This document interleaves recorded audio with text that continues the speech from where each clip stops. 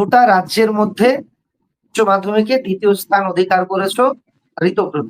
তোমাকে প্রথমেই আমি দুটো কারণে শুভেচ্ছা, ধন্যবাদ এবং অভিনন্দন জানাবো। প্রথমটা, তুমি তো জানোই অবভিয়াসলি দ্বিতীয় হয়েছে, একটা ভালো ফলাফল করেছে। এবং দ্বিতীয় কোন বিষয়ে আমি শুভেচ্ছা অভিনন্দন জানাচ্ছি সেটা আমি একটু পরে বলছি।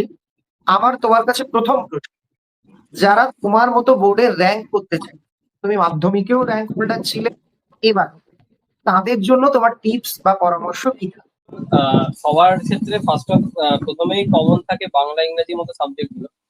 এবার এখন যেরকম ট্রেন্ড, বাংলা ইংরেজিতে একটু গুছিয়ে পয়েন্ট করে, বা যাকে বলে শিক্ষক যাতে দেখেই বুঝতে পারে যে মেন আইডিয়া কি, সেই আগেকার মতো গল্প লিখে যাচ্ছি একটা, তাদের কোনো মেন যে জিনিসগুলো, মেন যে লেখার ইয়ে বা আলাদা একটু লেখা, বা এই যে সাহিত্যিকের নাম লেখা, এই যে মেন ইয়েগুলোকে, এগুলোর প্রতি একটু হাইলাইটেড থাকলে, একটু কালি চেঞ্জ করে লিখলে, একটু প্যারাওয়াইজ সাজিয়ে লিখলে, 1 2 3 যেন আপনার বইতেও থাকে, সেরকম ভাবে লিখলে বাংলা বা কিছুটা ইংরাজি মতো সাবজেক্ট গুলোতেও অনেকটা, মানে এই দুটো নিয়েই মূলত সবার ভয় থাকে, এগুলোতে ভালো কিভাবে করবো। তো আমি একটু আগে তোমায় বললাম যে আমি তোমায় দুটো কারণে শুভেচ্ছা জানাবো।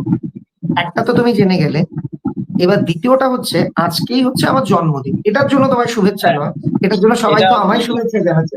না, এবার কেন তোমায় জানাচ্ছি এটা আমি বলি। এত বছর আমি ধরো ইউটিউবে পড়াচ্ছি, আমার বইও প্রায় 5-6 বছর প্রকাশিত হচ্ছে, কিন্তু আমার একটা আক্ষেপ ছিল যে আমার অনেক স্টুডেন্ট মেধা তালিকায় থাকে, তারা বোর্ডে স্ট্যান্ড করে, কিন্তু কখনো কারো তরফ থেকে আমি শতপ্রণোদিত হয়ে, কারো মানে অধিকাংশ জন তারা তৎক্ষণাৎ যোগাযোগ করেছে, তারা এই বিষয়টা জানিয়েছে, তারা একটা উদারতার পরিচয় দিয়েছে, একটা সৌজন্যতার পরিচয় দিয়েছে, এটা আমি পাইনি। এটা নিয়ে আমার একটা আক্ষেপ ছিল। অনেকে হয়তো 2-3 দিন পরে যোগাযোগ করেছে, অনেকে হয়তো সত্যি মেসেজ করেছে, কিন্তু রেজাল্ট বেরোনোর কিছুক্ষণের মধ্যে আমি মানে সত্যি সত্যি তোমার মেসেজ পেয়ে আমি নিজে খুব আপ্লুত। এই জন্যে তোমায় আমি ধন্যবাদ জানাচ্ছি। না, আপনাকে তো আমি ধন্যবাদ জানাবো, কারণ আপনাকেও আমি লিখেওছিলাম যে আপনাকে লিখেছিলাম, আপনি একবার ইউটিউবে পড়ছিলাম যে আমাদের মতো যারা ধরুন 12-এ পড়লাম, আমরা হয়তো বিজ্ঞান নিয়ে পড়বো, হয়তো একদম ডাইরেক্ট ভাবে আমাদের হয়তো বাংলা পড়ার সুযোগ থাকবে না। অবশ্যই ধরুন দেশ পত্রিকা বা এরকম অনেক কিছু গল্পের বই পড়ার তো রেওয়াজ ছোটবেলা থেকেই ছিল, এটা এখনো আছে, হয়তো এখন কমে গেছে, নিশ্চয়ই আবার থাকবে। বাংলার ভাষার প্রতি তো, বা আমি ধরুন আবৃত্তিও করি, এখন একটু কমে গেছে। বা আমি স্কুলে বেশ এই কারণেও একটা ইয়ে ছিল যে আমি বক্তৃতা ভালো করতাম, বক্তৃতা বা তাৎক্ষণিক আজকে আমি একটা কথা বলি, তোমার সবকিছু ছাপিয়ে যেটা আমার আজকে বারবার মনে পড়ছে, মানে আমার গর্বের জায়গা যে আজকে নিশ্চয়ই তোমাকে পশ্চিমবঙ্গের সবার মনে পড়ে গেছে, আগেও তোমায় চিনতো।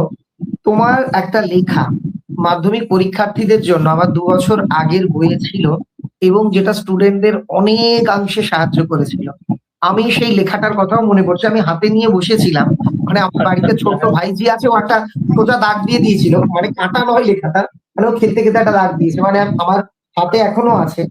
এই বইটাতে তোমার সেই লেখাটা ছিল, মনে আছে তো? আর তুমি সম্রাট এক্সক্লুসিভ পড়ো কিনা এই প্রশ্নটা আমি তোমার কাছে করব না, কারণ আমি নিজেই তোমার কাছে বই পাঠিয়েছিলাম, যেটা আমি অন্যদের জিজ্ঞেস করি যে তুমি কোনো জায়গা নেই। সম্রাট এক্সক্লুসিভকে আমি যথেষ্ট ট্রাস্ট করেছিলাম বাংলার জন্য মূলত। ওখানে যত উদ্ধৃতি ছিল আমার প্রত্যেকটা মনে ছিল, আমি ছেলে এখনো বলে দিতে পারি, মানে যেগুলো আমি এরকম ছিল যে ইউজ করবোই। ওই যে গোড়া উপন্যাসে রবীন্দ্রনাথ বলেছিলেন যে ছোট ছেলেকে জন্মানোর সময় তুলে নিলেই বোঝা যায় যে জাত নিয়ে কেউ জন্ম নেয়, এরকম প্রত্যেকটা। হর্ষ দত্তর একটা কিছু দেওয়া ছিল, প্রত্যেকটা আমার মনে ছিল একদম পয়েন্ট। এটা আমার ট্যাকটিকে ছিল যে প্রত্যেক কোয়েশ্চেন আইলে ওটা আমি লিখবো। তুমি যে মনে রেখেছো এটার জন্য আমি মানে সত্যি সত্যি তোমার কাছে কৃতজ্ঞ। মাঝে মাঝে যখন তোমাদের সঙ্গে কথা বলি, তোমার মতন মানুষের সঙ্গে, তোমাদের মতো মানুষের সঙ্গে, তখন মনে হয় সবকিছু উলুবনে ছড়ানো হয়নি, কিছু অন্তত পক্ষে ভালো কাজ করতে পেরেছি। আর আমি তোমার মাকেও আন্তরিকভাবে ধন্যবাদ জানাবো। আমাদের কিন্তু তোমার মাধ্যমিকের পরে যখন তোমার সঙ্গে আমার কথা হয়েছিল প্রথম, তারপর থেকে এই 2 বছরে একাধিকবার কাকিমার সঙ্গে কথা হয়েছে। দেখুন, আমার তো খারাপ লেগেছিল সেমিস্টার 3 এর সময়, তখন তো আপনি জানেন তখন আমি র্যাঙ্কে ঢুকিনি, তখন 3টা 2-3 নম্বর শর্টেই ছিল র্যাঙ্কের থেকে যারা হয়েছিল। আর আমি তোমায় তখন বলেছিলাম, হয়তো তোমায় বা আমি কাকিমাকে বলেছিলাম, ও আসবেই, আপনি লিখে রেখে দিন, আর সেটাই হয়েছে। আমি তখন একটা মন থেকে খারাপ লাগা লেগেছিল যে সবাই এতজন পেলো অথচ পেলাম না। এবার সেমিস্টার 4 যখন গেছিলাম নিয়েছিল যে চেষ্টা করবো, আমার তো হাতে চেষ্টাই আছে। এবার সেটা যে এতটা ইমপ্রুভ করতে পারবো, কারণ আমার থেকে কিন্তু অনেকেই এগিয়ে ছিল যারা র্যাঙ্ক করেছিল থার্ড সেমিস্টার। হ্যাঁ, মানে থার্ড সেমে তোমার অবস্থাটা র্যাঙ্কের থেকে অনেক দূরে ছিল, এটা বাস্তবিক পরিসংখ্যান এটাই বলছে। হুম হুম সেখান থেকে তার মানে তো এটাও শিক্ষণীয় জীবনে, একটা জায়গায় যদি আমি ব্যর্থ হই, তখন হাল ছেড়ে দিলে আমি চিরকাল ব্যর্থ হব, সেই সময় ঘুরে দাঁড়ানো যায়। হুম একদম সেটাই, মানে তখন একটা আমাদের পিসি হল, আমাদের একটা হলে তখন রেজাল্ট হচ্ছে, ডিক্লেয়ার করছে পর্ষদ, সবাই দেখছে আমার সামনে পরপর র্যাঙ্ক পেয়ে যাচ্ছে। একদম শেষ অব্দি 10th অব্দি ওয়েট করলাম, তখন অব্দি যখন পেলাম না, একটা কোথাও যেন ভিতরটা মানে পুরো গভীর, চোখগুলো যেন গভীর, মানে তবু মানে আমার এরকম সবসময় হয়েছে, কিন্তু আমার একটা ছিল যে আমি কোনো কিছুতেই থেমে যাইনি, মানে হয়তো সাময়িক একটা খারাপ লাগা লেগেছে না, কিন্তু তোমার মনে আছে তুমি যখন, আমার যতদূর মনে আছে, মাধ্যমিকে একটা র্যাঙ্ক হয়েছিল, তারপর তোমার খাতার পুনর্মূল্যায়নে কিন্তু তুমি আরো এগিয়ে এসেছিলে। হুম হুম এবার সেভেন্থ হয়েছিলে, এবার সেকেন্ড হয়েছো, এটাই ভালো।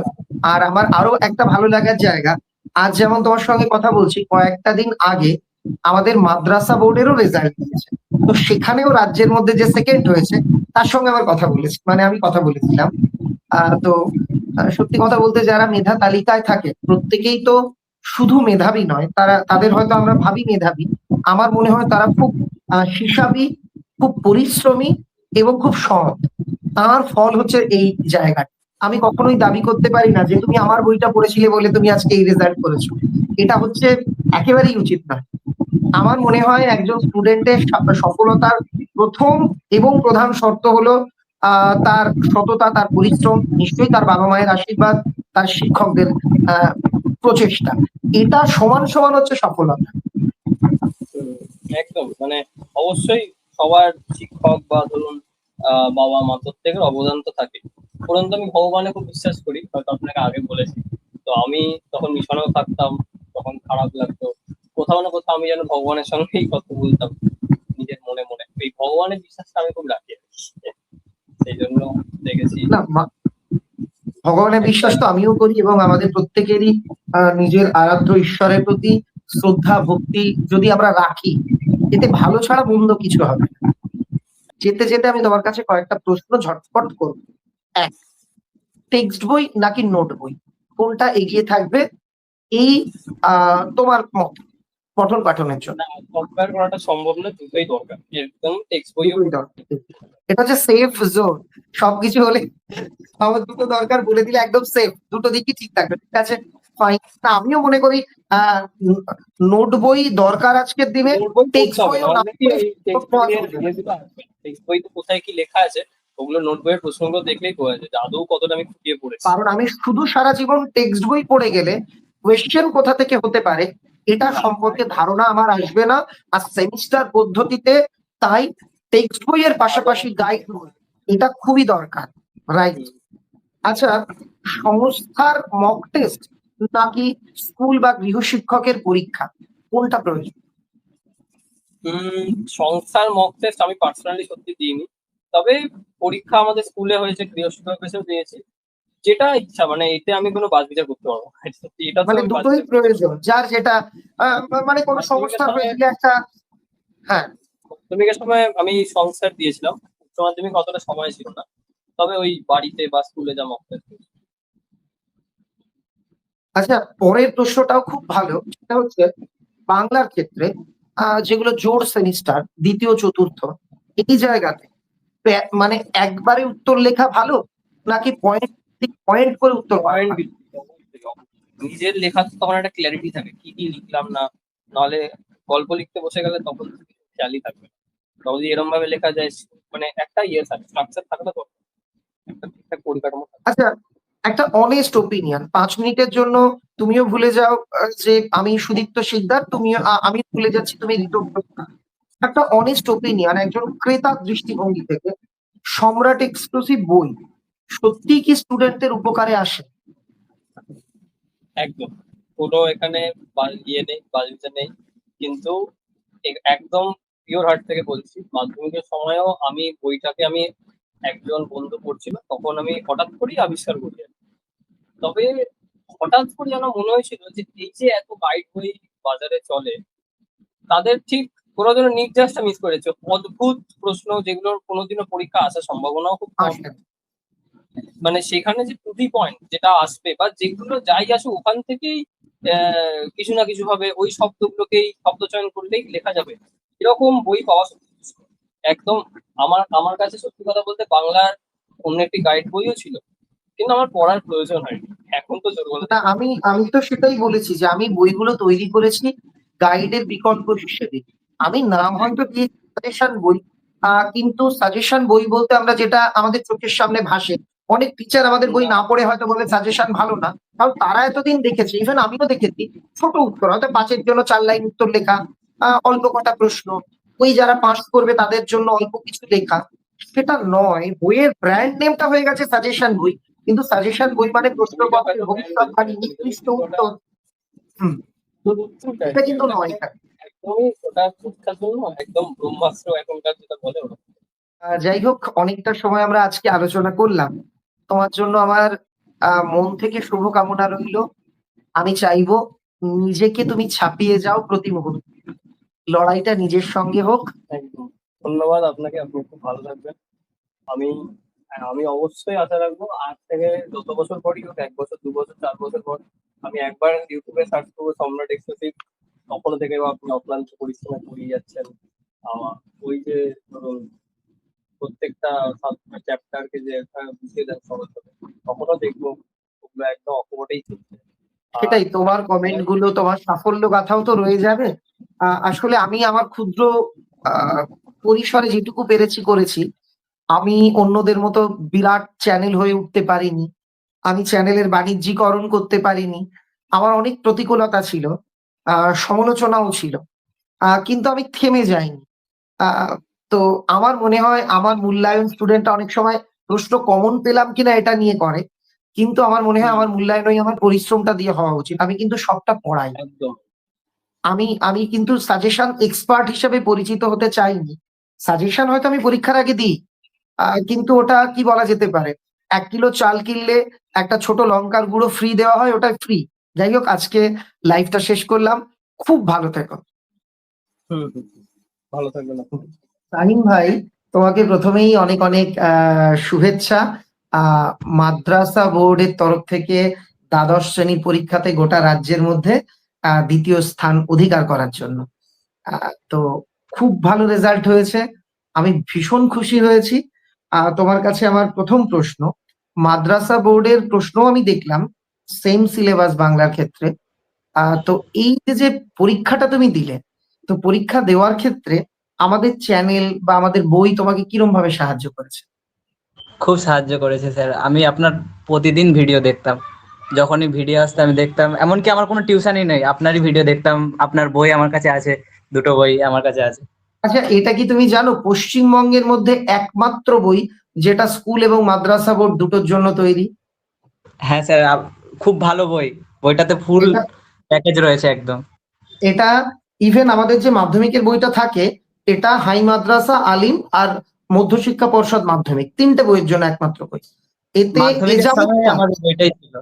হ্যাঁ, এই মানে এটা কিন্তু অনেকেই জানে না যে স্কুল বোর্ডের সঙ্গে মাদ্রাসা বোর্ডের বই পশ্চিমবঙ্গে কিন্তু একসঙ্গে কোনো কোম্পানির নেই। তুমি খুঁজে দেখো, হয়তো মাদ্রাসার জন্য আলাদা আছে, স্কুল বোর্ডের জন্য আলাদা আছে, কিন্তু দুটোকে একসঙ্গে কমপ্লিট করা একমাত্র বই হচ্ছে সম্রাট এক্সক্লুসিভ। তো তোমার যারা মাদ্রাসার বন্ধুরা রয়েছে, যারা আগামীতে পরীক্ষা দেবে, তাদের উদ্দেশ্যে তুমি কি বলবে? তাদের উদ্দেশ্যে একটাই কথা বলবো, যে তারা যেন সব সময় নোটসের দিকে বেশি মনোযোগ দেওয়া হয়, আর সিলেবাসটাকে ঠিকভাবে কভার করে। আর এই বইটাকে আমি সবসময় রেফার করবো, যা তারা যেন এই বইটাকে ইউজ করে। হুম, হুম, হুম। আচ্ছা, তোমার রাজ্যের মধ্যে র্যাঙ্ক হয়েছে 3rd, তাই তো? বেশ, কিন্তু বেশ। বাংলাতে আমার নাম্বার বাড়বে, আরটিআই চলছে, সবাইকে নাম্বার দিয়ে দিয়েছে, কিন্তু এখনো আমার নাম্বারটা অ্যাড হয়নি ওতে। ঠিক আছে, কোনো অসুবিধা নেই, ওটা হয়েও যাবে। আরটিআই যদি করে থাকো, যেটুকু কম আছে নিশ্চয়ই অ্যাড হয়ে যাবে।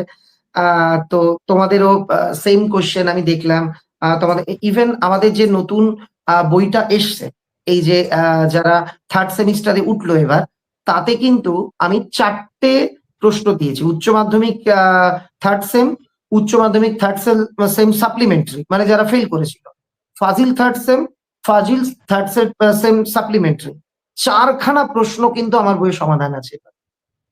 খুব সুন্দর বই হবে স্যার। তাহলে একটাই কথা হলো স্যার, আপনাকে অনেক ধন্যবাদ আমার পক্ষ থেকে আমাদের কেন পাশে ধন্যবাদ কেন? না, আমি তো সবসময় যেভাবে আমাদের পাশে থাকেন, এটার জন্য আমি আন্তরিকভাবে আপনাকে ধন্যবাদ জানাচ্ছি। Thank you, thank you. আমিও তোমাদের ধন্যবাদ জানাচ্ছি। গোটা রাজ্যের মধ্যে তৃতীয় হয়েছো তুমি, অভিনন্দন। আহ হ্যাঁ, এটা হয়তো তোমার একটা আক্ষেপ থাকতে পারে যে মেইন স্ট্রিম মিডিয়া, যারা বড় মিডিয়া, তারা এই বিষয়টা কভার করেনি। কিন্তু পশ্চিমবঙ্গের সবচেয়ে বড় ইউটিউব চ্যানেল স্কুল এবং মাদ্রাসার জন্য, সেখানে কিন্তু তারা বাংলার লাখ লাখ স্টুডেন্টের সামনে তোমাকে তুলে ধরেছে। Thank you sir, thank you. ঠিক আছে, খুব ভালো থেকো। আবার ঠিক আছে। কোনো এক সময় কথা হবে। হ্যাঁ।